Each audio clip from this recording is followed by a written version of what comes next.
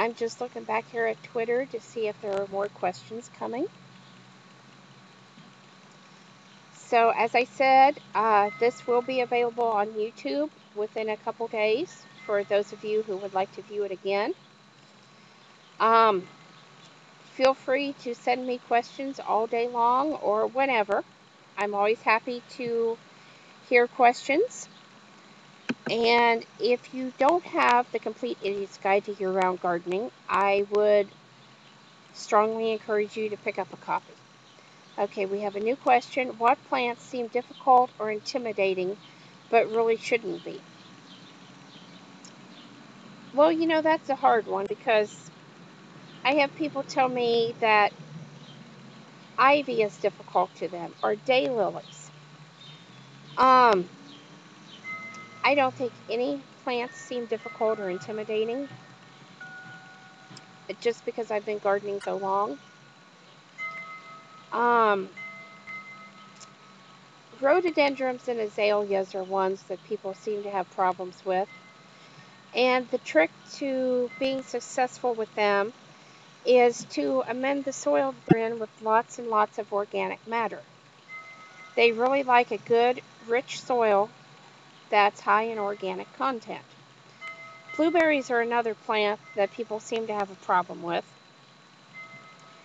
And there are several things you can do to ensure the success of your blueberries. You can plant them in raised beds so you can control the soil and keep it on the acidic side. Mulch with pine needles or straw.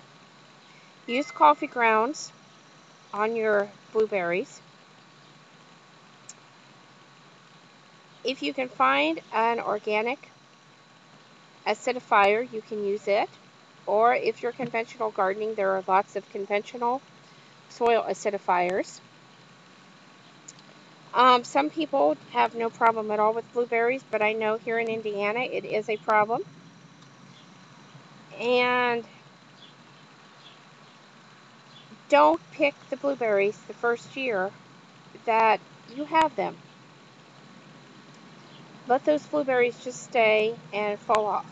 And I heard that tip when I went up to the Michigan blueberry fields, and they said they just don't bother with them the first year. And if you've seen those blueberries, they are huge. They make our blueberries here look just pitiful. And Michigan's right on top of Indiana, so okay, another question. What are good plants to garden with?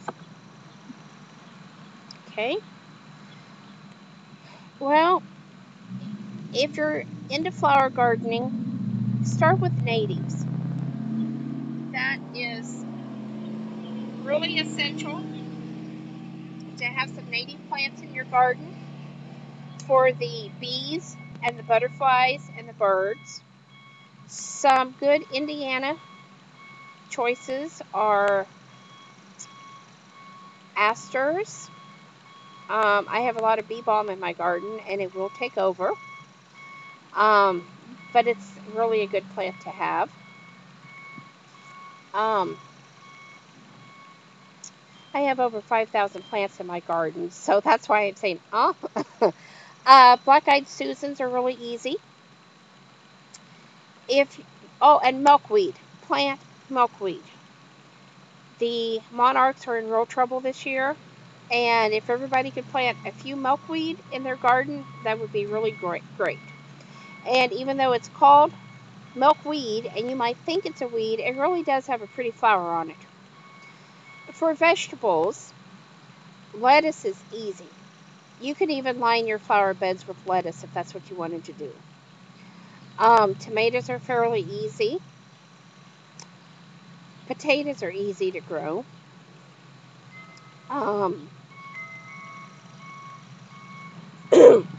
Onions or garlic, those are easy. So, and most of the herbs, start with common ones like sage, oregano, mint. Okay. Which plants keep away or attract critters in a solution? Well, I have a bunny in my garden right now, and I have a trap out for Miss Bunny. And I keep saying she's going to be Bunny Stew. But more than likely, when I catch Miss Bunny, I will be transporting her someplace where I can turn her out into the wild and she will be okay. But where she will quit eating my garden. Um, Critters don't seem to like garlic. They don't seem to like onions. Or marigolds. So if you line your beds around the edges with those type of plants, that should help. Fact is, Miss Bunny has not touched a piece of my garlic or onions. Just the cabbage and the lettuce and the cauliflower. um, Cayenne pepper will sometimes help. Sometimes you can put shiny objects such as hanging mirrors or pie pans in the garden.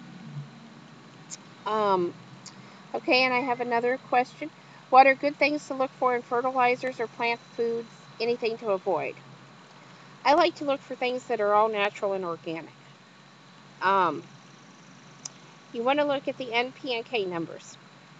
Those are usually, well, say you buy a 12 12 12. That's your nitrogen, potassium, and, oh, this is good. Okay, NP and K. um, I know this, I really do. Your first number is nitrogen, and you don't want anything that's too high because that's your plant growth. Your second number is your bloom factor. And if you're buying something to get things to bloom, you want that number pretty high. And your third number is basically your plant growth. So I try to buy something that's a 10 10 10 or a 12 12 12 if I'm going to buy. And like I said, I do look for it to be organic. I like fish emulsion. Yes, your garden's going to stink, but it's only for a short time, and the plants do really good on it.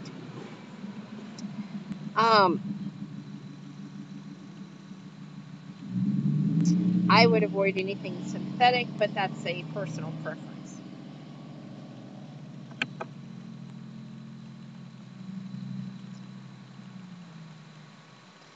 Okay, any plants that shouldn't be planted near one another. There's a lot of them, and if you're real interested in companion planting, you should pick up the books Carrots Love Tomatoes, which has recently been retitled, and I can't think of the new title of that book right now. But don't plant tomatoes and corn together because the tomato hornworm will attack both. You should not plant potatoes after tomatoes in the same bed because, again, you can have problems with disease. If something's wrong with one or a pest attacks one and you plant the other one because they're in the same family, you could potentially have a problem.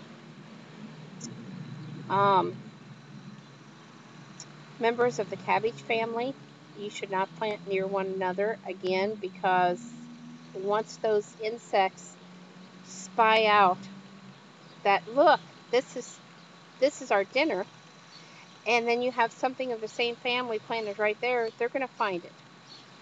So it's really good to mix flowers, herbs, and vegetables in with one another because it confuses the insect.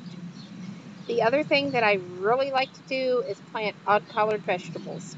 Purple green beans, black corn, things that kind of throw the insects off because they don't look right to them.